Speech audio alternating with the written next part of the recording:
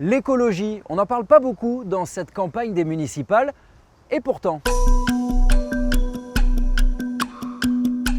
Il y en a plusieurs, bien évidemment, et je pense notamment à la revégétalisation des cours d'école.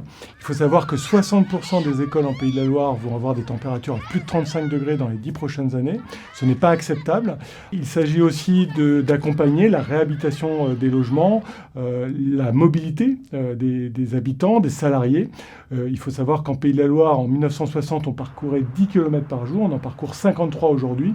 Et donc il faut repenser l'aménagement du territoire pour que chacun puisse se déplacer en proximité. Ça, c'est extrêmement important, parce que tant qu'on ne réduira pas le nombre de kilomètres parcourus, on ne pourra pas réduire les émissions de gaz à effet de serre. Elle peut aussi agir sur l'alimentation, en particulier l'alimentation dans les cantines, avec une demande de plus en plus forte et une attente citoyenne sur des produits sains, des produits locaux, des produits biologiques.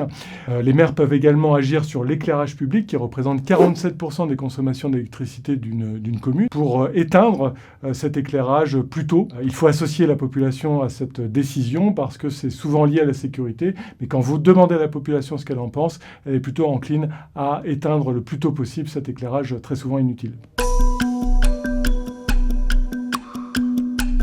Elle est essentielle parce que vous voyez bien que le changement climatique est une réalité en Pays de la Loire. Le nombre de canicules va augmenter de façon considérable sur notre territoire, jusqu'à une vingtaine de jours dans les 10 prochaines années, soit l'équivalent de la canicule de 2022 chaque année sur le territoire. Cette réalité climatique entraîne une responsabilité partagée, en particulier le rôle du maire, qui est un échelon de proximité, de relation directe avec les habitants, sera interpellé sur ces questions-là.